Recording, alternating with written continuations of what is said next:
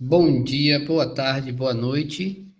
Aqui com vocês mais uma vez, Cruyff Freitas, representando o CAC Estudos Espíritas, convidando vocês a seguir o CAC no Instagram, no @CAC Estudos Espíritas, e também lá aqui no YouTube, no canal CAC Estudos Espíritas, se inscrevendo no canal, ativando as notificações e sempre que possível, dando o joinha, o legal nas nossas publicações. E hoje nós estamos aqui para mais um Clube do Livro. Bora? Bora, né? Estamos aqui o nosso slide padrão de CAC, que significa Kardec, Amor e Caridade. E hoje chegamos ao 19º capítulo desta obra que já está deixando saudades, A Ação e Reação, de André Luiz, psicografada por Francisco Cândido Xavier. No capítulo de hoje, o título é Sanções e Auxílios. Vamos de leitura. Lembrando os nossos personagens, André Luiz e Hilário, que estão na mansão aprendendo com Druso, principal dirigente da instituição, e seu assistente Silas. Sanções e auxílios. Depois do entendimento com os internados, o instrutor Druso aqueceu em dispensar-nos alguns minutos de conversação educativa. Explanara brilhantemente sobre o problema das provas na experiência terrestre. Alertara-nos quanto à necessária renovação mental nos padrões do bem, destacando a necessidade do estudo para a assimilação do conhecimento superior e do serviço ao próximo, para a colheita de simpatia, sem os quais todos os caminhos da evolução surgem complicados e difíceis de ser transitados. Junto dele, enquanto prelecionava, fora colocada singular escultura, uma estátua notável reproduzindo o corpo humano, transparente aos nossos olhos, a qual apenas faltava o sopro espiritual para revelar-se viva. Patenteavam-se ali à nossa visão todos os órgãos e apetrechos do carro físico, sob a proteção do sistema nervoso e do sistema sanguíneo. O coração, à maneira de um grande pássaro no ninho das artérias enrodilhadas na árvore dos pulmões. O fígado, a feição de um condensador vibrante. O estômago e os intestinos, como digestores técnicos, e os rins, quais aparelhos complexos de filtragem, convidavam-nos a profunda admiração. Contudo, nosso maior interesse concentrava-se no sistema endocrínico, no qual as glândulas se salientavam por figurações de luz.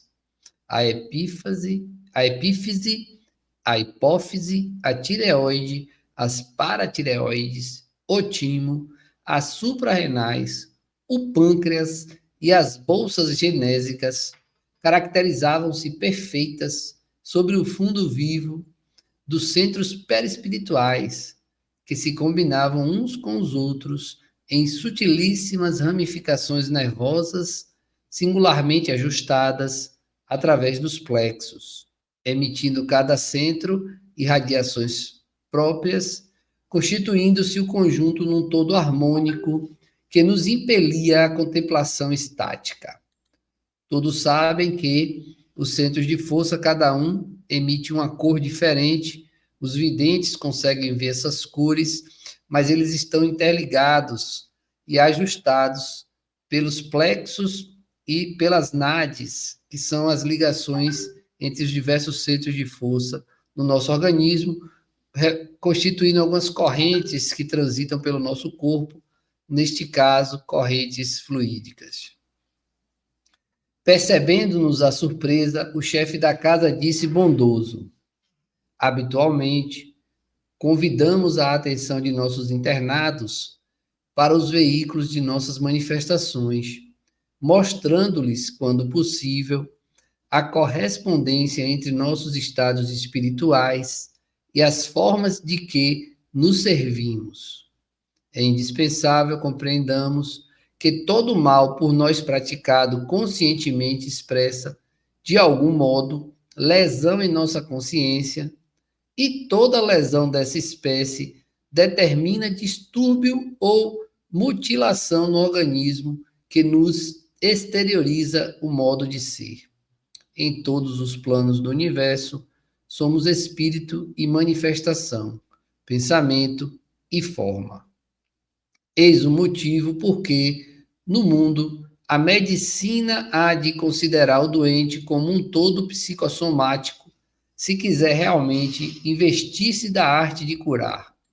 Olha que alerta fantástico para os médicos, indicando que a medicina precisa atentar para essa cura plena do indivíduo, que não é só matéria, e nós já sabemos pelos estudos da psicanálise e da psicologia que o homem somatiza no corpo todas as suas questões psicológicas, emocionais, psíquicas e também do espírito, que traz essa carga reencarnatória para a encarnação atual em que está. E tocando a bela escultura à nossa vista, continuou: da mente clareada pela razão, sede dos princípios superiores que governam a individualidade, partem as forças que asseguram o equilíbrio orgânico, por intermédio de raios ainda inabordáveis à perquirição humana. Raios esses que vitalizam os centros perispiríticos, em cujos meandros se localizam as chamadas glândulas endócrinas, que, a seu turno, despedem recursos que nos garantem a estabilidade no campo celular. Como é óbvio, nas criaturas encarnadas, esses elementos se consubstanciam nos hormônios diversos que atuam sobre todos os órgãos do corpo físico através do sangue. Druso continua: o homem comum, que já conhece a tiroxina e a adrenalina, energias fabricadas pela tireoide e pelas suprarrenais, com influência decisiva no trabalho circulatório, nos nervos e nos músculos, não ignora que todas as demais glândulas de secreções internas produzem recursos que decidem sobre saúde e enfermidade, equilíbrio e desequilíbrio nos indivíduos encarnados. Ora, em substância, como é fácil de ver, todos os estados acidentais das formas de que nos utilizamos, no espaço e no tempo, dependem, assim, do comando mental que nos é próprio. Olha a importância, meus irmãos, do nosso pensamento. Deixa eu silenciar aqui o computador para não ficar apitando e voltar com vocês, porque nossos vídeos não têm edição. Então vejam vocês, meus irmãos, a importância do nosso pensamento, da nossa forma de pensar, porque isso leva a todas as nossas células informações que podem gerar saúde ou enfermidade. É por isso que a justiça, sendo instituto fundamental de ordem na criação, começa invariavelmente em nós mesmos, em toda e qualquer ocasião que lhe defraudemos os princípios. A evolução para Deus pode ser comparada a uma viagem divina. O bem constitui sinal de passagem livre para os cimos da vida superior, enquanto que o mal significa sentença de interdição, constrangendo-nos a paradas mais ou menos difíceis de reajuste. Aproveitando breve pausa, Hilário observou: é admirável o trabalho educativo em andamento nas zonas inferiores com vistas à reencarnação.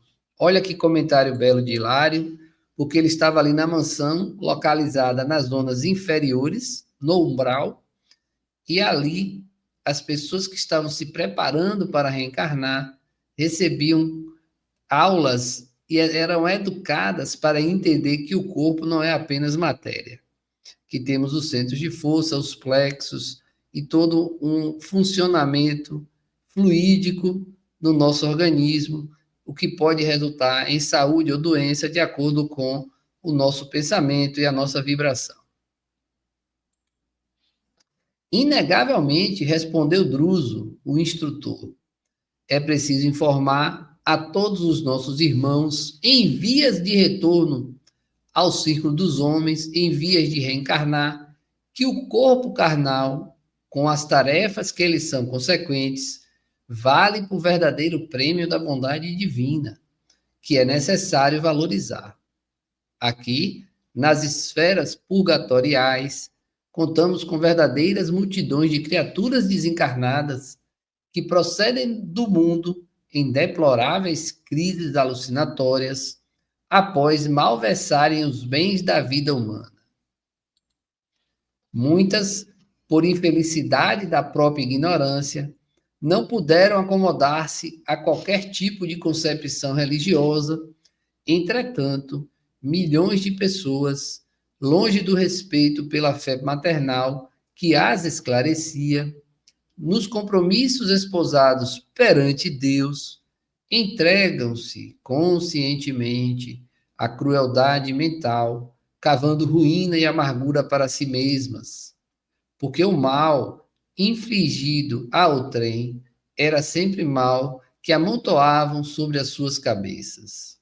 É assim que, desentrançadas da matéria densa, aqui aportam, batidas pelo remorso e pelo arrependimento, padecendo frustrações lamentáveis quando não estacionam por tempo mais ou menos longo em furnas expiatórias, nas quais, presas de antigos adversários ou de velhos comparsas do vício, sofrem tristes alterações em seus centros de força, a se lhes expressarem na mente por desequilíbrios funestos. Então, ao desencarnar, podemos ser vítimas dos inimigos ou dos antigos comparsas. E esse tipo de assédio que sofremos podem causar problemas nos nossos centros de força que estão alocados no perispírito, gerando desequilíbrios funestos. Depois de acolhidas em nosso pouso de amor, refazem-se a pouco e pouco na mansão, né? A reencarnação retificadora, isto é, a internação na carne em condições penosas, olha a expressão de Druso, a internação na carne em condições penosas surge por alternativa inevitável. Será preciso renascer, suportando os obstáculos tremendos, oriundos da desarmonia perispirítica, criada por nós mesmos. Ainda assim, quando possível, antes do novo berço entre os homens, é imprescindível melhorar as contas. Daí o motivo por que instituições qual a nossa funcionam em vários campos das regiões inferiores, que na velha teologia equivalem a regiões infernais. O que, porém, existe de fato é o imenso umbral situado entre a terra e o céu, dolorosa região de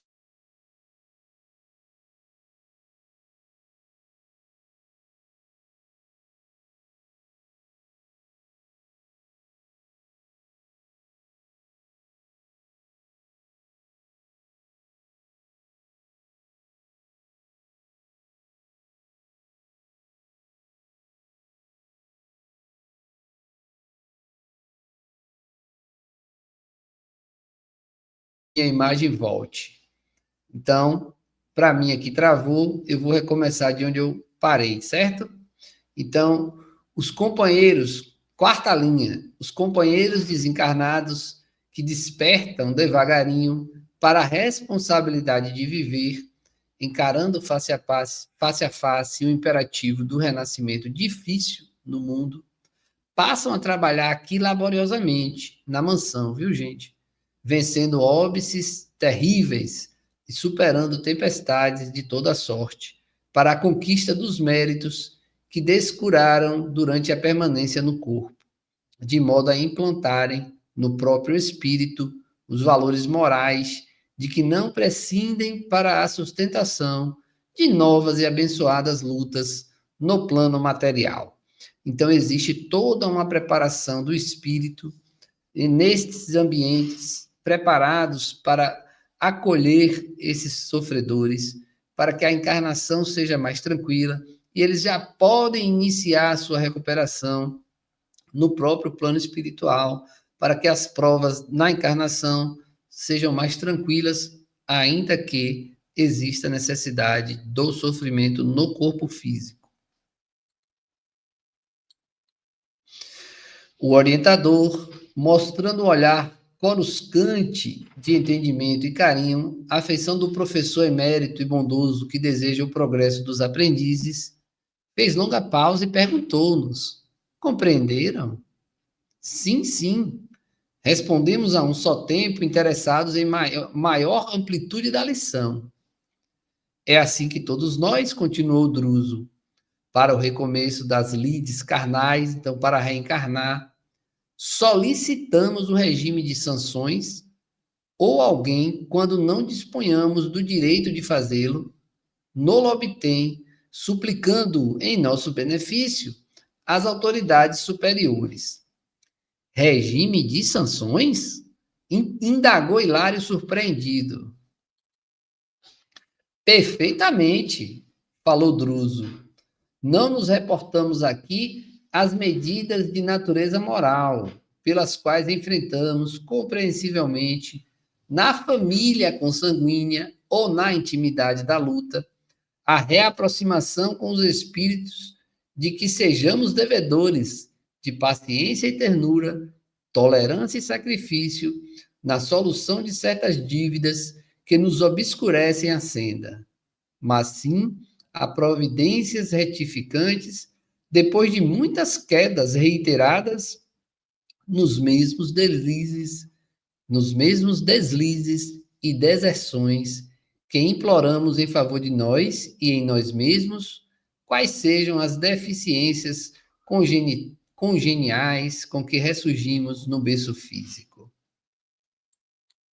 Então, muitas vezes o próprio espírito requer passar pela encarnação e recuperar o seu perispírito, passando por dificuldades no corpo físico, trazendo alguma doença, alguma dificuldade física até, motora, para então recuperar o corpo perispiritual por tantas e reiteradas decisões erradas nas encarnações passadas. Continua Druso. Aqueles que, por vezes diversas, perderam vastas oportunidades de trabalho na Terra pela ingestão sistemática de elementos corrosivos, como sejam o álcool e outros venenos das forças orgânicas, tanto quanto os inveterados cultores da gula, quase sempre atravessam as águas da morte como suicidas indiretos. E despertando para a obra de reajuste que lhes é indispensável, imploram o regresso à carne em corpos desde a infância, inclinados à estenose do piloro, à ulceração gástrica, ao desequilíbrio do pâncreas, à colite e às múltiplas enfermidades do intestino, que lhes impõem torturas sistemáticas, embora suportáveis, no decurso da existência inteira. Percebam, a pessoa já nasceu com tal doença. A pessoa desenvolveu tal doença muito nova. A pessoa tem uma prova naquela doença. E possivelmente foi ela que escolheu antes de encarnar. Porque em existência anterior, ela cometeu o chamado suicídio indireto, por ter bebido demais, por ter comido demais, por ter feito uso de drogas. Então, ela causou o que é chamado no plano espiritual de suicídio indireto.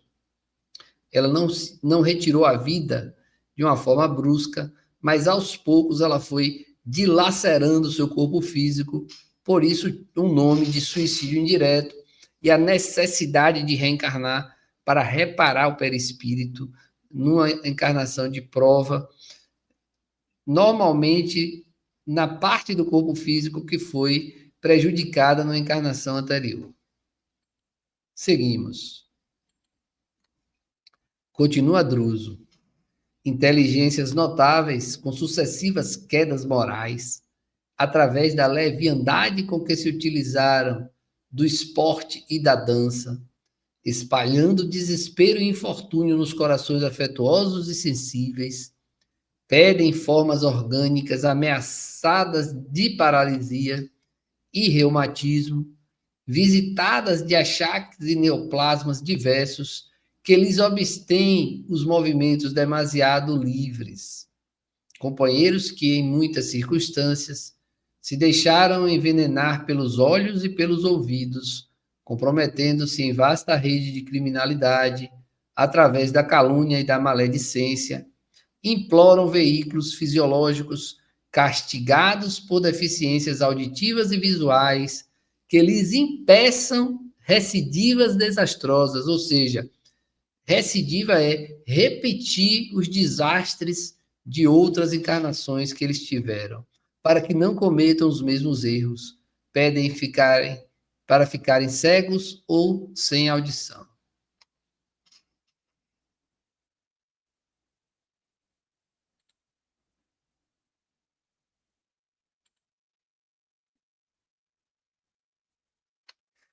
Intelectuais e artistas que despedem sagrados recursos do espírito na perversão dos sentimentos humanos, por intermédio da criação de imagens menos dignas, rogam aparelhos cerebrais com inibições graves e dolorosas para que nas reflexões de temporário ostracismo possam desenvolver as esquecidas qualidades do coração.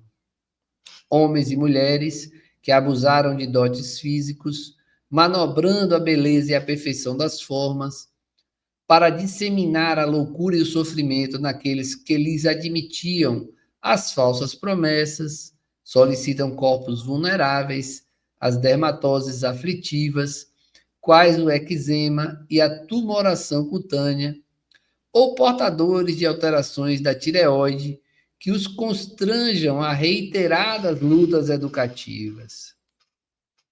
Então, meus irmãos, claro que a gente sente e tem empatia pelas doenças físicas e mentais, emocionais, psíquicas de muitos de nossos irmãos, mas precisamos atentar para o fato de serem espíritos que muitas vezes escolhem as provas, escolhe como o seu corpo estará na encarnação, por uma necessidade de resgate com o seu próprio passado.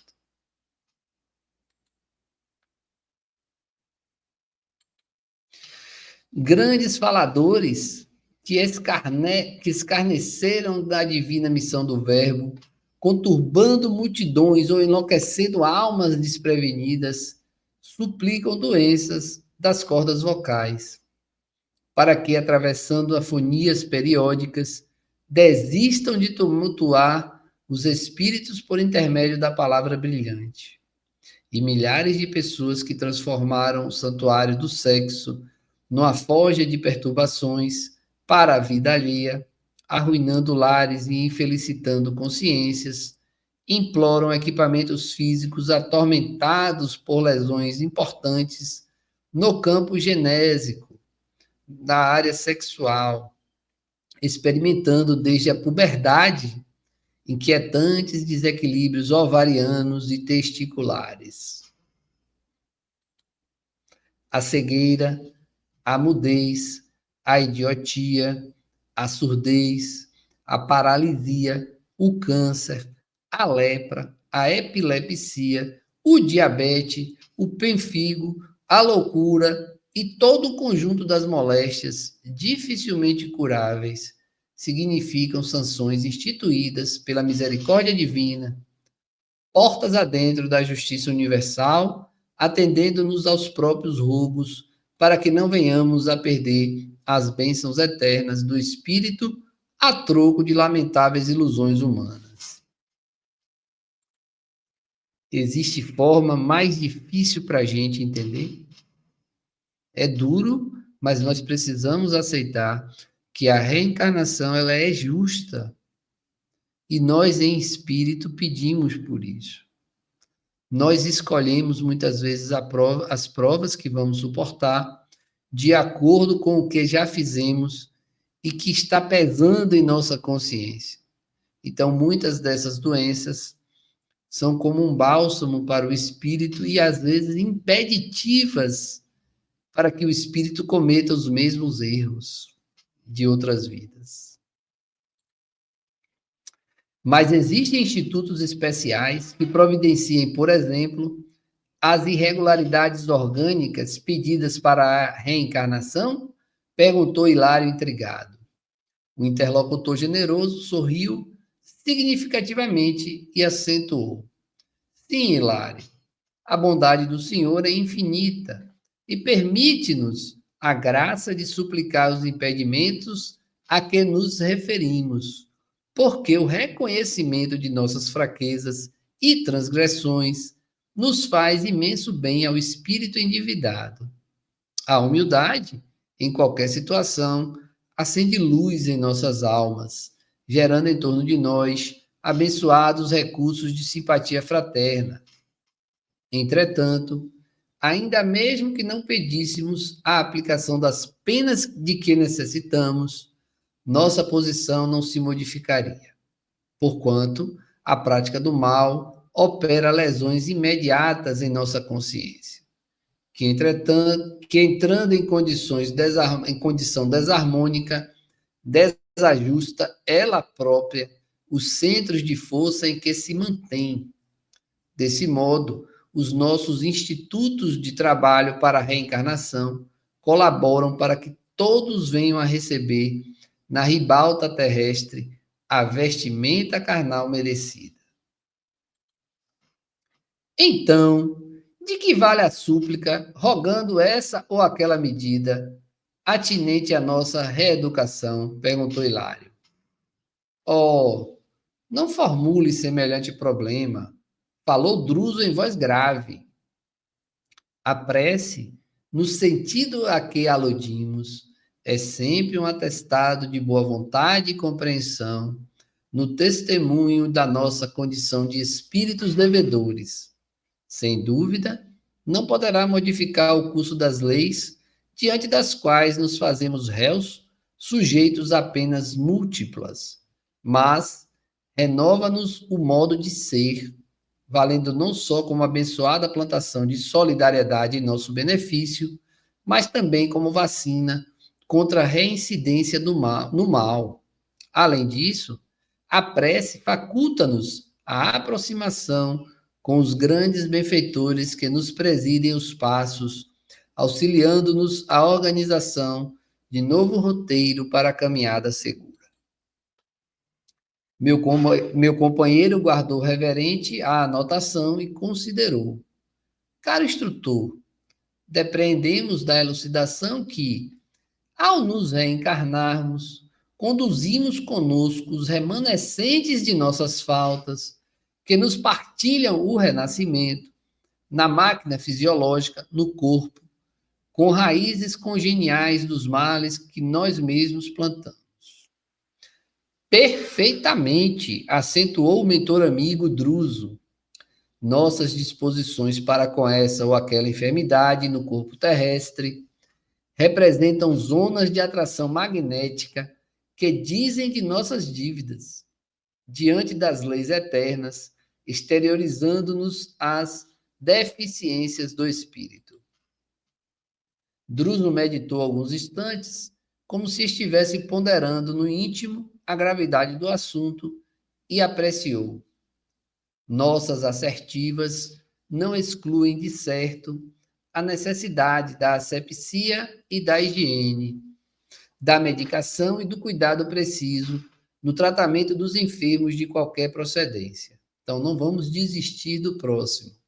Desejamos simplesmente acentuar que a alma ressurge no equipamento físico, transportando consigo as próprias falhas, a se lhe refletirem na veste carnal, como zonas favoráveis à eclosão de determinadas moléstias, oferecendo campo propício ao desenvolvimento de vírus, bacilos e bactérias inúmeros. capazes de conduzi-la aos mais graves padecimentos, de acordo com os débitos que haja contraído, mas também carrega consigo as faculdades de criar no próprio cosmo orgânico todas as espécies de anticorpos, imunizando-se contra as exigências da carne, faculdades essas que pode ampliar consideravelmente pela oração, pelas disciplinas retificadoras a que se afeiçoe, pela resistência mental ou pelo serviço ao próximo, com que atrai preciosos recursos em seu favor. Não podemos esquecer que o bem é o verdadeiro antídoto do mal.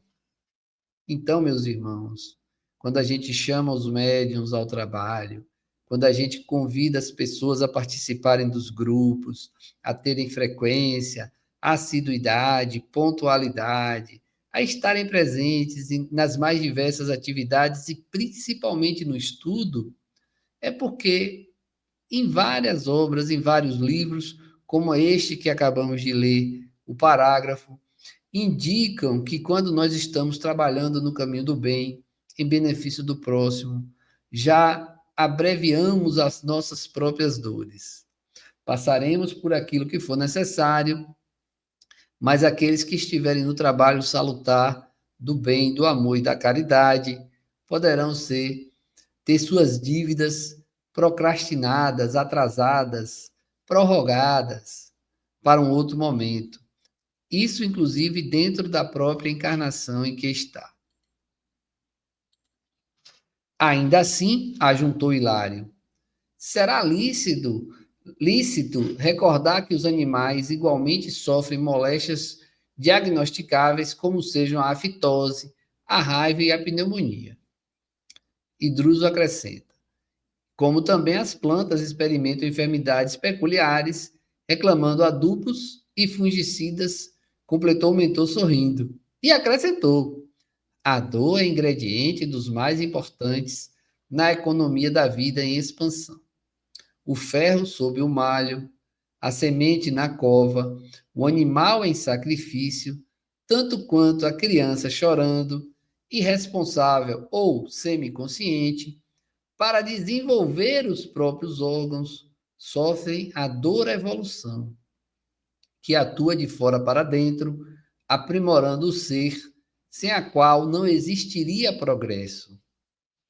Em nosso estudo, porém, analisamos a dor expiação que vem de dentro para fora, marcando a criatura no caminho dos séculos, detendo-a em complicados labirintos de aflição para regenerá-la perante a justiça. É muito diferente. Curioso, exclamou Hilário.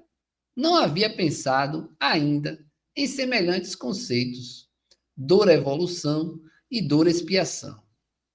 Como temos ainda dor auxílio, atalhou Druso, benevolente. Como assim? E percebendo a surpresa que se nos estampava no rosto, o orientador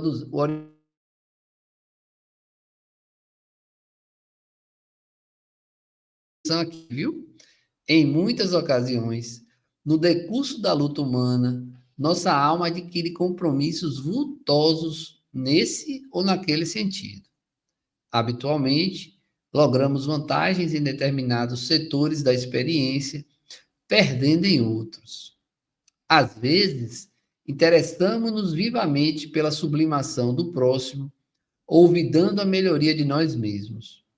É assim que, pela intercessão de amigos devotados, a nossa felicidade e a nossa vitória, recebemos a bênção de prolongadas e dolorosas enfermidades no envoltório físico, seja para evitarmos a queda no abismo da criminalidade, seja, mais frequentemente, para o serviço preparatório da desencarnação, a fim de que não sejamos colhidos por surpresas arrasadoras na transição da morte.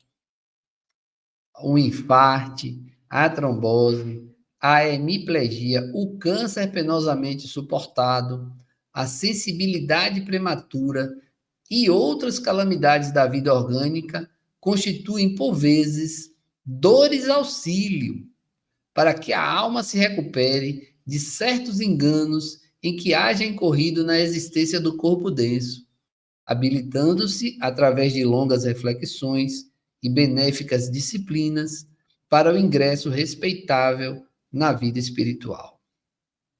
Druso, no entanto, a essa altura, foi chamado a outras linhas de ação, deixando-nos entregues aos nossos pensamentos, pensando na dor auxílio, na dor evolução, na dor. Como é o nome da outra dor? Dor auxílio, dor evolução. Cadê? E dor expiação. Com isso, terminamos o 19º capítulo, o penúltimo. Já estou com saudade desta obra maravilhosa, me tocou por demais a releitura, gostei demais de fazer com vocês este clube do livro, que terminará na próxima semana com a permissão do Criador, com o capítulo 20, que tem como título Comovente Surpresa. Ficaremos todos curiosos. Até lá. Desejo a vocês uma semana de paz e que seja iluminada. Beijos magnéticos e até a próxima.